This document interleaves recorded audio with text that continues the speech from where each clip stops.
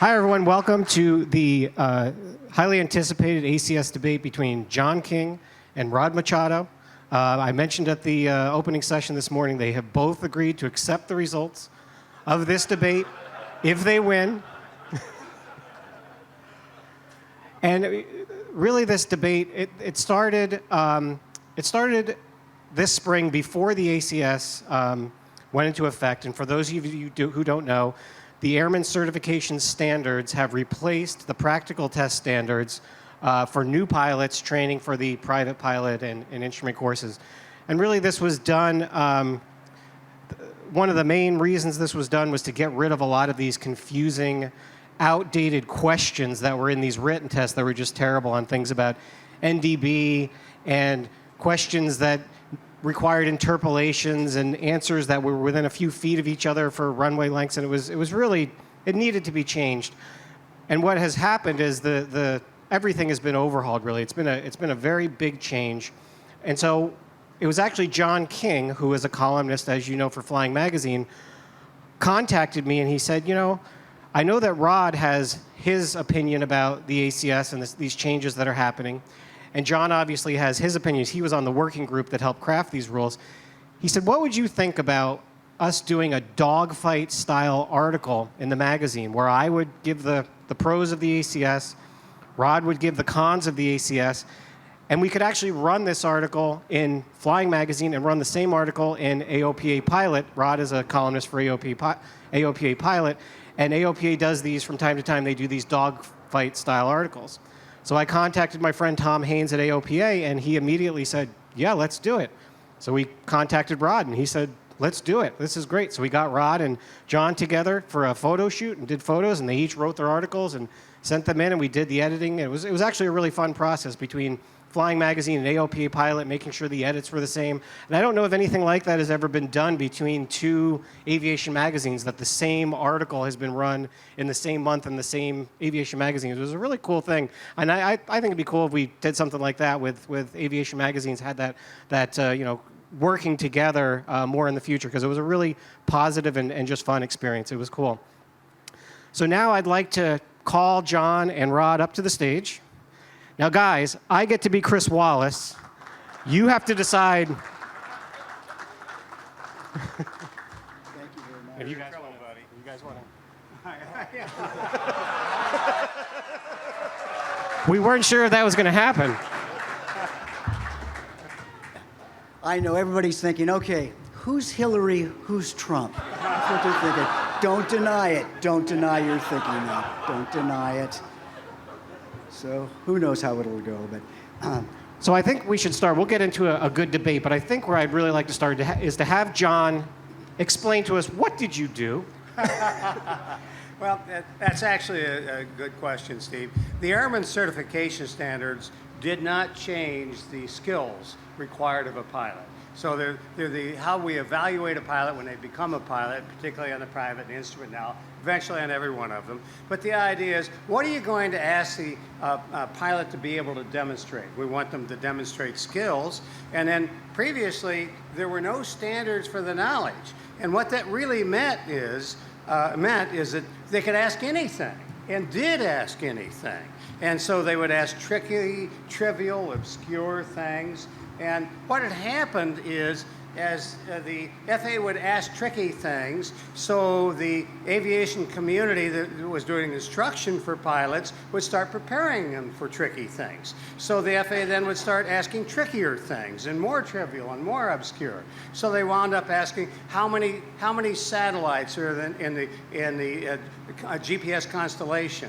Well, no one knows the full component. You just don't know. You just enough for it to work. So they would ask tricky, trivial, obscure things. And so eventually they were asking on ADF, they would ask, if you know the bearing to the station and the relative bearing, the magnetic bearing to the station, relative bearing, what's the heading of the aircraft?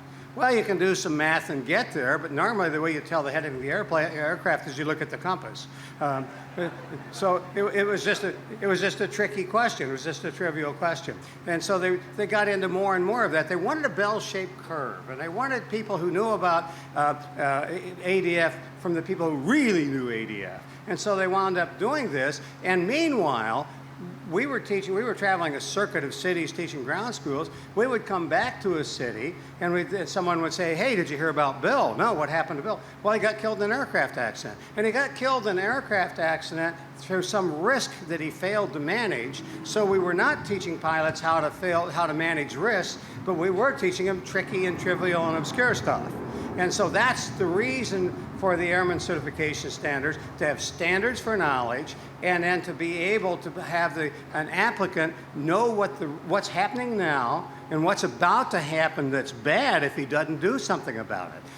And we actually weren't teaching that to pilots. So now we're asking pilots to be able to identify what's going on in the way of risks and what might happen worse if they didn't do something about it. So we're asking them to know how to manage risks. So what we did is we took the normal skills, added knowledge standards, and added risk management standards. And that's what the Airman Certification Standards are.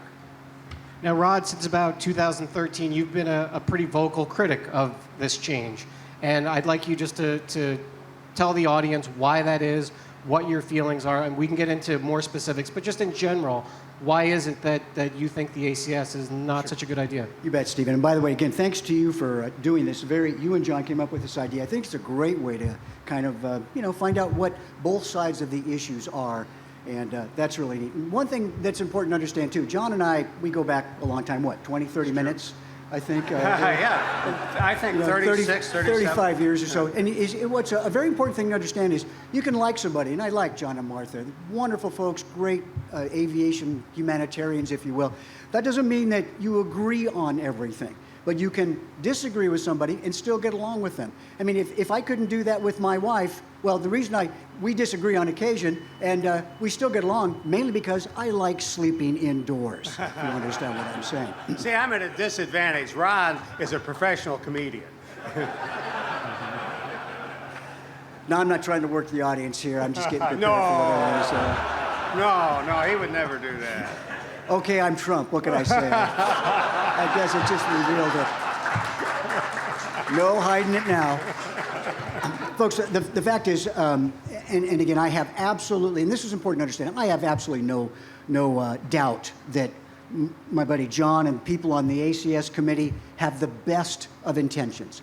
Not one doubt whatsoever, and do not doubt that. But I also learned a long time ago that having good intentions is a highly overrated virtue. And it's not what you feel that's important, it's what you do that counts. I don't care what you feel, the best intentions in the world, you gotta do good things. And the first thing I take exception with John is this idea that the written tests were trivial. Yeah, okay, and I'm very familiar with the written test too, of course, because I write books that hopes to prepare people for the FA knowledge exam and basically to teach them ground school. That's my primary purpose. But when it comes to triviality, yeah, okay, granted, there are probably some trivial questions. But the interesting thing about the trivial questions is the ones that John mentioned aren't necessarily trivial. We still have ADF, NDB approaches in the national database. And sure, the FAA is getting rid of 158 of them, and there are a couple of NDB approaches here. People say, well, we don't fly NDB approaches anymore. Excuse me, we have a G1000. How many people have a G1000, G2000 equipment in their aircraft? Right, and it has an RMI pointer, a bearing indicator, correct? And the principles of ADF navigation are the same principles you use when you fly GPS, right? Track, ground track, bearing to the station, heading, those are essential components of GPS navigation if you are not flying the magenta line. In other words, that is not your primary focus of navigation. So not all the questions we talk about on the ACS, on the written exam, are trivial questions. And yeah, okay, maybe they should be replaced someday. But these questions, in essence, have been tested and tried over the years and refined in such a way that they test a person's knowledge. Now, this is the point I want to make about the test questions. And this is a big misconception about people on the ACS committee. People on the ACS committee believe that the test is intended to test to assay a comprehensive assessment of your aviation knowledge. And that is like believing, folks, that if you rent it's like believing that the Iron Age was a time when people wore neatly pressed clothing. I don't know how to express it better than that. or it's like believing that pre-ignition is the ability to see sparks from the future. That is simply not true. The purpose of the written test is, according to the FAA psychologist and the FAA testing educational specialist, Dr. something, I don't have his name, but he wrote in a letter a statement that said that the FAA test is what they call a personnel-based test.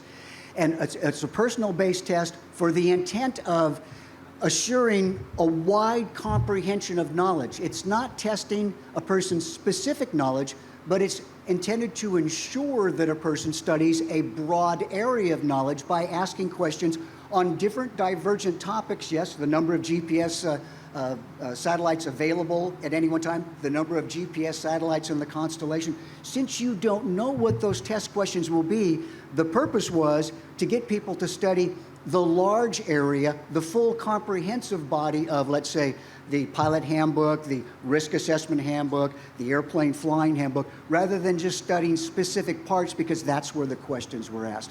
So that's my primary problem with the written exam knowledge on that. Those questions are just fine, and yes, they should be updated as they are, and the folks at Oklahoma City that are involved in the updating of those tests, those questions are updated on a cycle of, used to be once every 2 years, but now they're updated on a cycle of every 4 years, and that's directly from the man that was involved in updating those particular test questions. I don't know where you get that information. We'll talk about it later. Yeah, no, that is, yeah. Gary, sure, I'm actually happy to provide my source. And then also there's this bit of information that comes out of the head of the FAA and the ACS committee about two guys sitting in a room writing test questions. Well, that is a complete fabrication, because AFS 630, the company in Oklahoma City that actually creates these test questions, as of right now, there are 23 people on staff at AFX, as of 2015, excuse me. And roughly 11 of those are involved in, actually 14, excuse me, and the list is right here if you'd like to see it, are involved in, directly or indirectly, the written test preparation. So there's a lot of activity with keeping tests current and knowledge current, and I just don't buy this idea that the test questions don't do what they're intended to do. We are live fact-checking at flyingmag.com. So John, what Rod is saying is the PTS wasn't broken. Why fix it? How do you respond to that? Well, I think that I can't tell these folks why we changed the PTS, but I think they can tell me. How many people in here know someone personally? Now, I'm going to ask you this question, by the way. And if the answer is yes for you, I'd like for you to put your hand up, leave it up, and look around the room. And here's the question. How many people in here know someone personally who was killed in an aircraft? Put your hand up, leave it up, and look around the room, and it's about 3/4 of us. And that's why we are changing the PTS to the ACS. And most of those accidents, a lot of people think that those accidents happen because of a failure in skills. But what happens is a person gets themselves in over their head, and no matter how good their skills are, they're going to get in over their head in their skills if they fail to manage risks. And skill failure is the result, is the ultimate result of a failure to manage risks. You get yourself in beyond the airplane's capability or your capability as a pilot. So what we would to have people do, the first step in risk management is situational awareness. Do you know what's going on? And do you know what might happen bad if you don't do something about it? And we, believe it or not, amazingly, weren't teaching pilots the systematic habit of managing risks. There are a lot of other things we do teach pilots. We give them checklists, and we have them use checklists and so on. But I'm a big believer that if you teach someone to look both ways before they cross the street, the outcome will be better when they cross the street. And there are many similar things in aviation that we need to teach pilots. But as a community, we just haven't been habitually doing that. And do we have it down yet now? No. Is it perfect now? No. Can we improve at it? Yes. Is the ACS in the current version a final answer? No. But I do believe that if we just do a good job of teaching new pilots the habit seeking out risk, thinking about risk, being situationally aware, and that they demonstrate that on their practical test, the odds are much better they're going to demonstrate that when they actually go out and fly the airplane. And so that's really the reason we're doing it.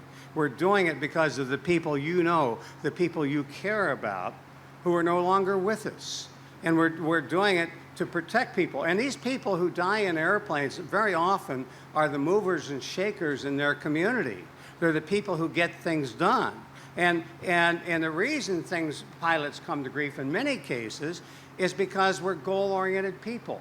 When you learn to fly, you do something that takes a long period of time. You do it over an extended period of time. Your right leg shakes. You sweat all the way down to your belt and beyond. And you persist because you're a goal-oriented person. And that very goal orientation, which makes us the movers and shakers in our communities, makes us the achievers that all of us know and love, is a risk factor in an airplane.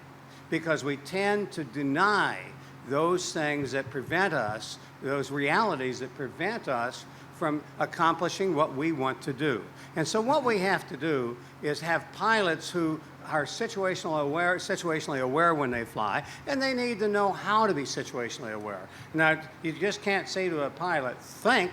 You have to tell them what to think about and how they think about it so that they can think about the risks associated with what they're doing and how they can mitigate those risks. So that's what it's all about. That's what's wrong with the PTS. The PTS worked very well on skills, and it worked very well for many years, and we are very, very slowly improving the fatality rate. It's better than it's ever been, and we're improving it. And I would like to think that we're improving it because we're doing a better job of teaching pilots things like this. But do I think do we have to necessarily make flying more expensive? No, we don't. I think if you teach this as you go along, as a person learns to fly, you give them scenarios and ask them to make decisions and tell them, here's the situation, what would you do about it? We can do this without increasing the cost. And we're being told right now that check rides are taking about 20 or 30 minutes longer. Is there some cost increase? Probably there is. Can examiners get better at it? Yes, I think they can. I don't think examiners have the final word on all of this. I don't think they know exactly how to do it. It's new to this aviation community. But I do think that we don't let children cross the street without looking both ways, and there are many, many risks in flying that are very subtle. We need to tell people how to identify those risks and mitigate them. It happened in scuba diving. Folks, in 1970, when Martha and I started scuba diving, the fatality rate was about 110 fatalities per million dives. In 1989, they had it down to 11.9 fatalities per million dives. They improved it by an order of magnitude. Why did the scuba industry improve it by an order of magnitude? They shifted their focus on teaching people skills. In the 70s, we learned to scuba dive. You had to be a He-Man and had to go the whole length of the pool underwater and all sorts of physical tests you had to do. And they started teaching identification and management of risks. And that made an order of magnitude of improvement in the fatality rate in the scuba industry, and I believe we can do it in aviation. We're on our way to doing it. The ACS really does emphasize risk management, situational awareness. And I wanted to ask Rod, do you think that was a change that made sense to do? Okay, and allow me to say something before you answer Okay. that. Let me tell you exactly what I stand for, folks. I stand for and have stood for this publicly for the past 30 years. And that is, I believe that every person should have the opportunity to earn a private pilot certificate at minimum cost, a reasonable cost, with minimum government hassle and hoops to jump through. And this is becoming ever more difficult. But, and I intend to show that to you in a second, but the point is that getting a private license is now becoming far more difficult. And when you look at what actually is the actual fundamental cause of accidents, I know John says it's failure to risk manage, but the data, and I do believe the data are correct, the data do not support that point. We interpret the same data differently, Rod. Well, maybe you do, John, or as you say, wrong in this instance. And let me lay out the facts for you. And here are the facts. There's a wonderful study, the most comprehensive aviation study of aviation accidents. And write this down if you like. You can Google it. It's also on my website, on my blog. It's called the HFAC studies, Human Factors Analysis of General Aviation Accidents. Folks, you're not going to believe what I'm going to tell you, but it is based on all this comprehensive analysis. Again, the single most comprehensive study ever done on GA accidents. And that result said, in general aviation, 79.1% of all aviation accidents are based on skill-based errors. Now, the other 20.8% or 20.1% of the accidents involved some function of judgment, decision-making. But the interesting thing about that is roughly 80% of the, 29% of the other 20% that weren't specifically skill-based errors, that 20%, most of those were started with a skill-based error and led to a judgment error. So what does the FAA do or the ACS committee do? Again, people with great intention. They say, you know, what we've got to do is we've got to manage risk. So they involve people in creating this ACS that requires you to think what we call in aviation higher order thinking skills. You've got to start thinking as if you are an airline pilot and thus your accident rate will go down. I have no problem with higher order thinking skills applied to, in this case. There's nothing about high order thinking skills in the ACS. So, actually, that's wrong. That's Well, wrong. no, No, it risk management is a higher order thinking skill. Yeah, gotcha. No, risk management is a higher order thinking skill, folks. That's right out of FITS, FAA industry training standards. It's defined as a higher order thinking skill. We may disagree on that, but whatever. And the point here is that the FAA has elected to take your average private pilot and instead of focusing on where they actually need to learn, the areas they need to learn in, like, oh yeah, flying the airplane, physically flying the airplane, and preventing, oh yeah, loss of control accidents. People don't lose control of their airplane primarily because they're not assessing risk properly. People are losing control of their airplane basically because they don't know how to fly the airplane the way they should be flying the airplane. So what are we doing? ACS committee comes along and says, let's see, let's do this. We have a PTS that tests flying skills. Let's add higher order thinking skills. First question I asked one ACS committee member, or I asked 5 ACS committee members at Sun and Fun, I said, what proof do you have that based on the dramatic change you're making on the PTS, to wit, John said, yeah, maybe there'll be some more increase in time. Yeah, well, trust me, folks, oral examinations now are going in excess of 4 hours. In fact, is Mark in here? Where is Mark? Mark, what did you say the amount of time was that student spent on the recent oral examination that was done under the ACS for the private pilot exam? Okay, 4-hour oral and 2-hour flight. Oral exam should not take more than about an hour and a half if the student knows his material. Diego Garcia, San Diego, California, 5-hour oral from the FAA inspector, the DPE, who is doing a test under the ACS. That will happen. But getting back to my main point, so we have these higher order thinking skills that are being applied now, and what is happening is we're making the oral examination cost take longer. That will be commensurate with an increase in price of the private pilot oral exam, which, by the way, the private pilot check rate in Southern California cost $800. All right? That's right. For a private pilot check rate, expect that to go up. So, get to my point, and the point was I asked these folks on the ACS committee, what proof do you have, based on the increase in price we're going to see for a private pilot certificate because of the ACS, what proof do you have that the ACS are asking risk management questions on the oral exam, on a private pilot exam, will actually reduce accidents? Not one bit of proof, but I can prove to you that it actually doesn't reduce aviation accidents. And the proof is 10 years of FAA FITS, F-I-T-S, FAA industry training standards, applied starting back in around 2002 all the way up through 2012. And the accident rate in general aviation aircraft, when FITS was applied, applying higher order thinking, risk management, situational awareness, and the accoutrements of what we call higher order thinking, the accident rate in some aircraft, like the Cirrus aircraft, actually went up. In other aircraft, it stayed the same for about 10 years, 12 years. That higher order thinking at the primary level has no effect on the safety of flight for primary students. What does have an effect is actually teaching people how to physically fly their airplane, and the ACS acts in contradistinction to that main objective. And that's my big beef about the ACS.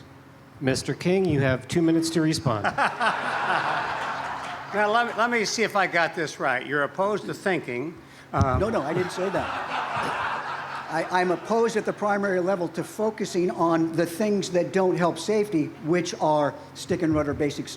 You're a very good debater. And what you're doing is setting up a straw man. You're misstating my argument and then tearing down the argument that you misstated. I was not planning to do that until after the debate, John. So. You did a fine job of it. And Well, so you we are don't so mention kind. higher order thinking skills, and we Nobody don't said mention that, fits. and there's your straw man, my friend. And so what we're talking, let's get this right. Do I have it? You want us to not tell people about risks? What makes you think that teaching primary students, teaching them good basic stick and rudder skills in the normal process of teaching somebody how to fly does not teach somebody the basic skills at the level at which they're learning, thinking skills, risk assessment skills, awareness skills? That's what they're taught at the primary level. What you've done now... Then what's your objection? My objection is you have taken and made the private pilot exam far more complex and far more, I believe, extensive to the extent that it's going to cost more for a person to obtain a private license with no tangible benefit. Well, none whatsoever. But that's not what examiners are telling us is happening. That is, you are certainly talking to the examiners that want to tell you the story you want to hear, my friend. Well, I think that's we're correct. using numbers. So we're actually doing a study on it, and you're doing anecdotal I've cases. seen the effects of the ACS study, by the way, so I know how that works. You know, And the it tends to be a little- interesting thing about this is I actually belong on the other side of the argument because I'm anti-government. I'm not a big fan of government. And if someone is going to make things more complicated and more difficult, I'd be the first there to object to it. But the problem is that this has been the most collaborative effort that I've ever seen. First of all, you talk about these two guys in the room. The head of Airman Certification Standards and Airman Testing is an ex-charter pilot in Alaska who flew single-engine airplanes for charter in Alaska. These are real-world people. These are not ivory tower people. And these are people who have also seen those people who came to grief in airplanes and think we can do a better job. And you act as if good intentions are bad things. But these are people who are knowledgeable. They're not ivory tower people. So what's your point? What's your point with that, John? My Where point are you going is, with that? what was your point by saying good intentions or, they're just have good intentions? What my point is, these are substantial people who know what they're doing and who are doing something that will result in safer, more capable pilots. Okay. And you got something against their knowing about risks when they learn to fly? John, I'm not quite following your logic there because I can see that. Somebody has It's obvious. Somebody has good intentions. Let me see if I have this correct now. Correct me if I'm wrong. Somebody has That'll be okay. Somebody has good intentions, and because they have good intentions, this will necessarily result in good works. Because I claim the ACS is going to make earning a private pilot certificate far more difficult for somebody in terms of cost and accessibility, and you cannot answer my main question. Well, Let me ask my main question. I have. You just don't No, buy no, the answer. I give- tell you it's taken 20 to 30 minutes longer. Give me the proof that you have that asking risk management questions on the ACS, on the private pilot exam, on the ACS, will increase safety, and my concern is it's going to increase cost with no effect on behavior. Give me the Okay. proof. What is your proof? So there are many things that we do in life every day. For instance, looking both ways before crossing the street, teaching our children to look both ways before crossing the street. Good behavior That doesn't skill. require a scientific study with proof before we do that. If someone told me, John, you have no proof that looking both ways before you cross the street increases safety, I'm still going to tell my children to look both ways before they cross the street, because some things are so obvious. If people become aware of the risks, and they think a little bit and they become aware of the risks associated with being goal-oriented, if they become aware of the risks associated with being fatigued, if they learn about those and they think about them when they wouldn't have thought about them otherwise, we're going to get a better outcome. Now, if you really want to stop a project, you require scientific proof. But the point is, there's no scientific proof for many of the things that we know that make common sense. What about if I have scientific proof that actually shows asking risk assessment questions and teaching situational awareness at the primary level? And this is what I want to make sure you understand, at the primary level. I don't care about the, well, I care, but it's not the advanced level I'm really concerned about. It's the primary level, because that's where we keep people from having accessibility to. So you're saying it's you at can the supply primary level. proof. It doesn't. I can supply proof that the effect of risk management and higher order thinking, which is what risk management is, at the primary level, does not have the effect that you claim it does. Well, Would you like the get that proof? to the Airman Certification Standards Working Group, because we're meeting in December. It would be nice to have this information, and My we can information's improve been out since So 2013. where is that data? It's on my website since 2013 when I first responded Well, maybe to you the, could send it to me in an email, because Maybe the website, if you have a computer at home, you can go ahead and access my website. So John, and Rod, see it. Rod is asking. I say that with kindness, my friend. I can see that. I know you have a I computer. can see that. Rod is asserting that skills are more important than risk management At the primary primary level. level. Exactly. Yeah. And so the question I have for you is, does the ACS change anything with the skill training? that No, a we new didn't pilot- change the skills at all. We still have the same skills, and let me make it clear. A pilot has to have skills. There's no question about it. They're terribly, terribly important. However, no matter how good a pilot's skills, if they fail to manage the risk, they're going to get themselves beyond their own capability and beyond the airplane's capability. And it happens to very, very skilled pilots all the time. Every pilot, no matter how good their skills, has a limit. And it's important for pilots to understand what their limits are and to live within the limits of themselves and their aircraft. And what we're talking about here is helping pilots do that. We have always required risk assessment on a check ride, but it's been a special emphasis item, and what we're doing is simplifying and improving the way we're expressing the need to be able to identify and mitigate risks. Right. And let me give you an example of what, first of all, simplifying is. The folks on the ACS committee, this is very bizarre logic, said we have to change the PTS because there are 16 special interest items that had been added to the PTS over its 30 years of development. PTS was a marvelous document. It was simple, easy to use, and it was practical. It had the word practical in it. So what happened was, somebody said, I'm not sure who does your math on the ACS committee, but it might not be you. You know, you're a sharp guy. But I'm not good at math. Somebody, 5 out of 4 people aren't, as a matter of fact. So don't worry about that. It's a delay reaction on this one. But here's the deal. Take some time. I can wait on this one here. 16 special interest items. Somebody said, oh my gosh, the PTS is bloated. We got to do something. Fine. Here's what they did. They got rid of the 16 special interest items. Talk about complexifying something, absorbed them into the PCS, thus becoming the ACS, and then added, wait for it, 363 risk management questions to the ACS, of which flight instructors, DPEs, and applicants are required to have knowledge of all those 363 risk management questions. They have to answer 46 risk management questions, among other things, on the oral exam. And here's my, Actually, that's not true, and give me a chance. No, it is to true. Why is explain it that. not true? Tell me. Well, tell me it's why because not true. they can create scenarios, they can combine things. Right. Scenarios and combining. And as a result, we're asking a pilot to demonstrate the habit of identifying and mitigating risks. We're using these, and they can put them in scenarios, and as long as the scenarios cover the whole general situation, they don't have to ask what is it, 64 separate questions. They don't have to do that at all. What you want people to do, but what people actually do now, John, is actually much different, because the oral exam is taking 4 hours, 5 hours, 4.5 hours over here. Some examiner needs some help if that's the case. No, that's not the case. And the reason I say that, again, with all due respect, the older examiners that are doing this, they're going to do the things the way they've always done them. The newer examiners and the examiners that are being tested are going to do it the way the ACS actually says. And the ACS says you have to do this and this and this, just like I said. No, it doesn't.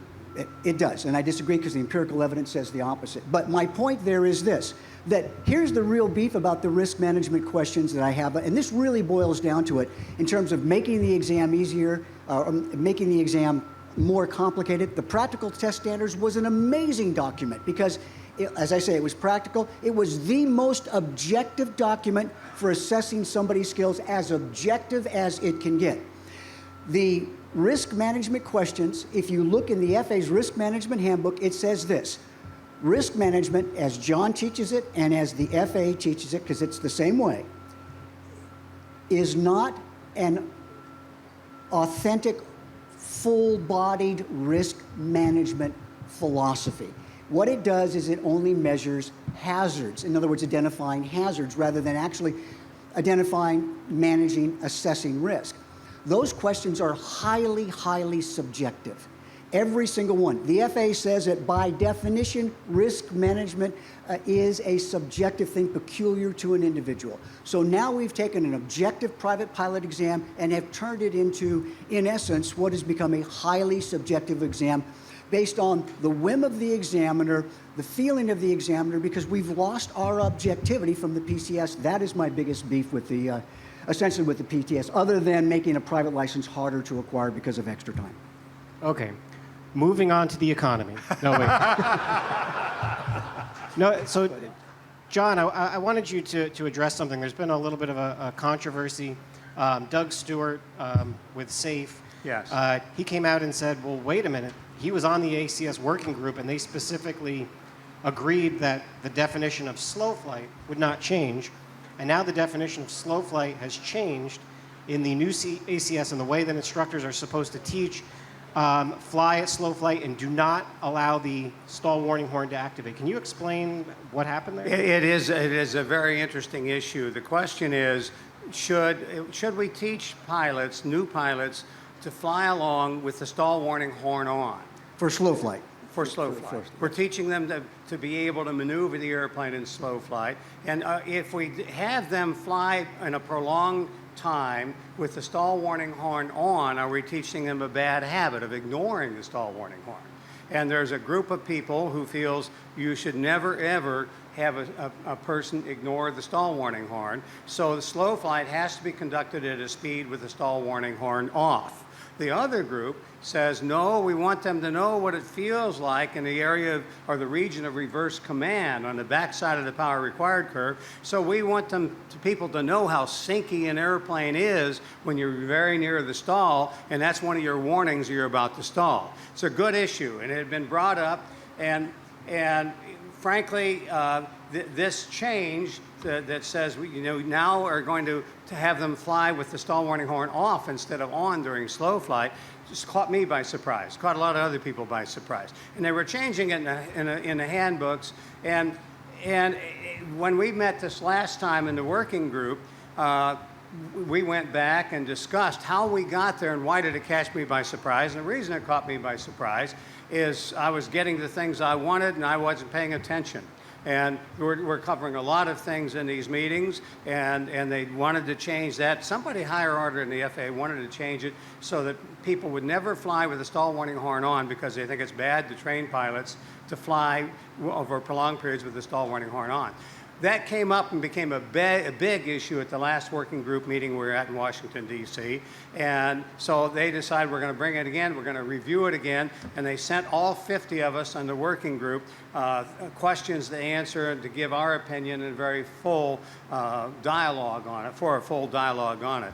And this whole process, by the way, has been people with universities, independent flight instructors, people with flight schools, people who are in flight training business in all sorts of different ways. We've had over 50 people of it. We've been working on it. We've been working over to 5 years. It's the best, most adult collaboration that I've seen in my lifetime. It's all the skills that we learn in kindergarten were employed there. And we teach each other, we treat each other with civility and respect and do a good job doing this. And these are people very, very, very qualified to do this. And so it's not a bunch of bureaucrats doing it. They're people who are hands-on, have been teaching flying for decades. So we're going to review this business on the slow flight thing, and we're all going to type up how we feel about it, and we're meeting in December, again in Washington, and it'll come back, and we may get a different result out of it. I'm not sure that I know the answer to the question. My inclination to think that people ought to know how to fly in the region of reverse command and be able to tell that they're there just by the feel of the aircraft. On the other hand, I also think it's a bad idea to fly around and ignore the stall warning horn. So I don't know how I want it to come out. I don't know how it will come out. But I can tell you this: as with everything else we've done in this working group, it's been approached at a very, very high level with a great deal of collaboration and with a great deal of civility and respect. And it's been the most noble thing I have seen the FAA ever do. Many times I have not been a fan of the FAA. But in this case, they have been very, very noble about it, very high level about it. And as I say, we're at least employing the things we learned in kindergarten. So we'll see how this comes out. I don't know the answer to it. I don't know how I want it to come out. We're covering a lot of things in these meetings, and we've worked through a lot of detail. And so, frankly, some of us weren't paying attention, and I think that was probably the case with Doug. Certainly was the case with me. Rod, what did you think of when you saw that? It sounds like a big love fest over there at the ACS committee. That's what it sounds like. Is that okay, Rod? Is that all right? Is that okay? I'm just picking on you, John. You know, I can see that. You knew I was going to pick on you a little bit. You're welcome to do it to me, as you have been, I might add. But let's see, very high level, collaborative, kindergarten type of feeling, especially kindergarten logic, because, folks, let me just say this. Here's what all that has produced. It has produced the dumbing down of another pilot skill. And that is, now the ACS doesn't require a pilot to fly in the backside of the power curve. You'll have to excuse me for being color me a skeptic, but let me nail my colors to the mast here. That is a bad thing. And you'll say, caught you by surprise. Well, before you do that, I just happen to have, you always want to do your research and never bring a knife to a gunfight. That is a letter from David Ord. You've probably seen that. I have seen that. You have, then I'll take it back. And I am barely literate, so I did read it. And that says that all the ACS committee members knew beforehand that the change in slow flight was going to take place. And apparently, not enough if you did something about that. So, I mean, that's what it says. That's Susan Parsons. No, and it's true. It's true. It's true. They Now, listen, documented you were that. honest enough to say he caught you by surprise. I get that. No, I just wasn't paying attention. Well, listen, I do that too, but I understand how that works. It's a personal problem. Okay, we seem to have the same affliction at times then, but the fact is that look at what the results are. The results is this dumbing down of aviation. We get rid of the NDB questions on the exam. We make airplanes, we allow them to fly now without being an applicant testing at the flight at minimum controllable airspeed. You cannot be in the region of reverse command unless you fly with a stall horn on in most airplanes. That is an aerodynamic fact. So consequently, we no longer have pilots that are developing the stick and rudder skills, but they're no longer answering difficult ADF test questions, and they're no longer having to really parse the numbers when they answer a performance question, but they are learning how to think in terms of higher order thinking skills at the sacrifice of their basic flying skills, and that's proof of that right there. Let me make That's some what I'm concerned comments. about. One, this would have happened whether or not we'd done the ACS, because this came from higher level in the FAA. And the fact that we do have the ACS means we have the opportunity to reverse it. So the fact that we have the ACS and the ACS working group means that we can reverse it. Second, you keep harping on higher order thinking skills. It's not mentioned anywhere. I don't know where you're getting that. So it's a nice job of building up an argument that we're not making. Do you not understand that risk management is a higher order thinking skill? No, I don't think it is. Yeah, okay, well then you'd have to actually talk to the folks your friend Robert, who created FITS, because that was his definition for higher order thinking skills: risk management, situational awareness, and his favorite. Who's this? Who's this? Robert Wright, your friend. Bob Wright? Bob Wright. Okay, yeah. So I've heard of Robert Wright, It's in the, he's a nice man. Am I nice guy. responsible for everything he said? No, but you're responsible for not understanding what he said when it comes to risk management. Whoa, he's good. He's good. He's very good. No, and again, I mean that with no disrespect to my friend here, but but here's my point. I think my point is that risk management is a higher order thinking skill, and so no, it's a habit, and it can be both, John. It can be a habit, and I think that doesn't exclude one from the other. I think. Oh, okay. So, but the point is, you're building up a case against higher order thinking skills. And so if it can also be defined as instead of a habit, as a higher order thinking skills, then it's a bad thing, is that correct? How many people have ever taken differential calculus before they took algebra? Anybody here ever take differential calculus? Yes.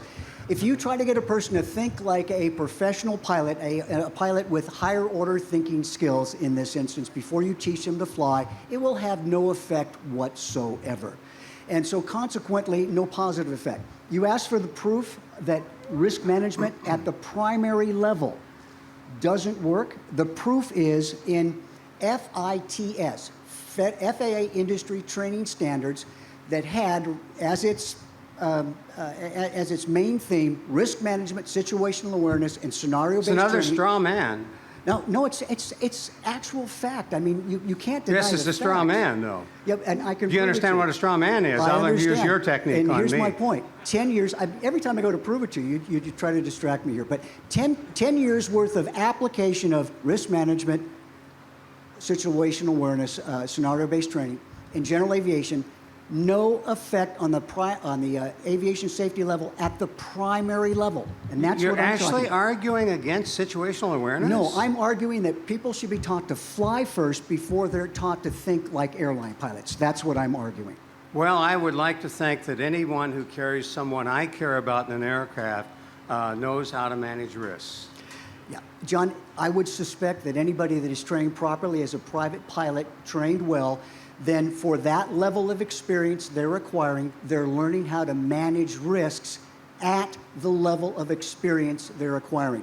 How many people in here learn to manage a crosswind landing? How many people learn to manage you can do it very well.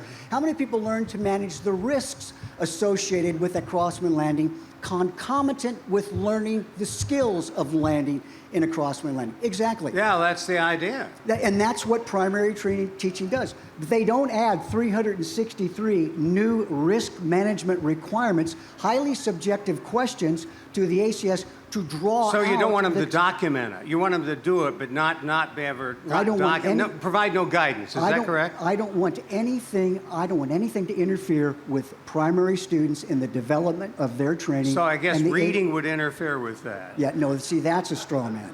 That would be a straw man. The point is No. that the ACS, as you said, will lengthen training times, and that's what the ACS Well, will do. we've got data that says it's increasing it by about Of course. practical test by 20 to 30 minutes, and it is. Yeah, no, and 20, I 30 don't minutes. think that's completely desirable, and I'm not in favor of making things more complicated.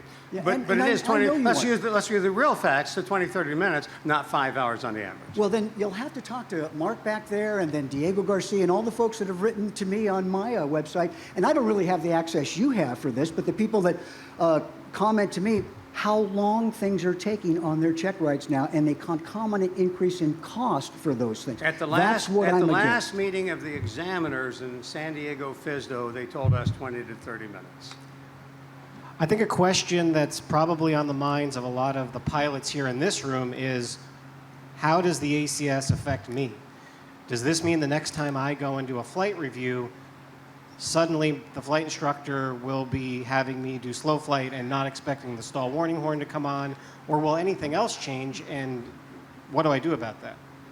I think that you will find the dialogue that we have in the aviation community, the vocabulary we have will improve, and we'll get more thoughtful about it over time.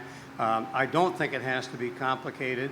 I don't think it has to be as complex as Rod. I just think we're going to get more insightful. We're going to get more thoughtful. We're going to be able to understand that one of the risk factors involved in flying is the goal-oriented behavior of a pilot. And so I think we're going to wind up having fewer accidents and more people who survive, and it doesn't have to be all that difficult unless we make it so. And part of the ACS is to track all of that data to make sure that, as Rod said, you've shown 20 to 30 minutes, but it's early days, so you're going to continue to track that, obviously. We're going and you'll to be continue tracking to learn. the safety record. But my point is, if all the examiners in the San Diego FISO tell us it's 20 to 30 minutes, let's live with the reality. Let's deal with things as they really are, not as some anecdotal case does. And as far as anecdotal case, as I said, an examiner that's experienced is going to continue to do what he or she is doing right now. Examiners are reluctant to change. They're not going to change much about what they're doing. It's what happens 6 months to a year from now when the FAA checks out a new examiner, a new DPE, and the FAA says, listen, you've got to follow the ACS. This is what it is right here. And yes, you can combine and connect and what have you, and that's all fine. But still, you've added 363 risk management questions. And by the way, you've also added over 400 knowledge questions to the PTS. So that's 700, and they don't have to do all of those questions and all the risk management questions, but they have to be responsible for all of them. Highly subjective questions. The point is, newer examiners are going to end up taking a lot longer. So what happens now is fine. It's not what happens now. I'm worried about 6 months down the year. The alternative is you withdraw those and let examiners make up their own questions, which they've been doing all along. So all we're doing is documenting the issues. The alternative is you do exactly what the PTS did, the fine document. It was the examiner used his own or her own common sense and experience. Wait a minute, you're just arguing against being subjective. No, listen, that's what the PTS in essence did. It allowed the examiner, to use his or her own experience. That doesn't imply subjectivity. By the way, that doesn't mean there was no subjectivity on the PTS, but it was minimalist, as minimal as it can be, which made the PTS a fine document. And so the examiner examined risk. Just looking at the applicant, would attest the applicant, would get a feel for the person to the degree that the examiner felt comfortable signing that person's name to that person's certificate, and making sure the examiner tested the flying skills of the individual. So the point is, now the examiner has to participate in specific, highly subjective risk management questions, and that is an entirely different animal, John. The purpose of this risk management is to change from subjective to objective. That's the reason we're writing it down. And the other thing is how do you grade a soft field landing without being subjective? As I said, there's always a certain amount of subjectivity in any test. The real issue, though, is it's minimized. The PTS did the best job of making it as objective a test as possible. By being silent on a whole bunch of things. The ACS was a step completely backwards away from that, increasing the subjectivity of the test. No, the ACS was a step towards documenting things so that people had documenting expectations. subjectivity in this instance. I don't think you get away from that, my friend. What do you think, folks? I think they're going to agree to disagree. That's all the time we have for the debate. Thank you very much, Rod. Thanks, Rod. Thank you, Steve. Thanks, John. Thank you. This was a lot of fun. Thanks for coming. You're a good guy.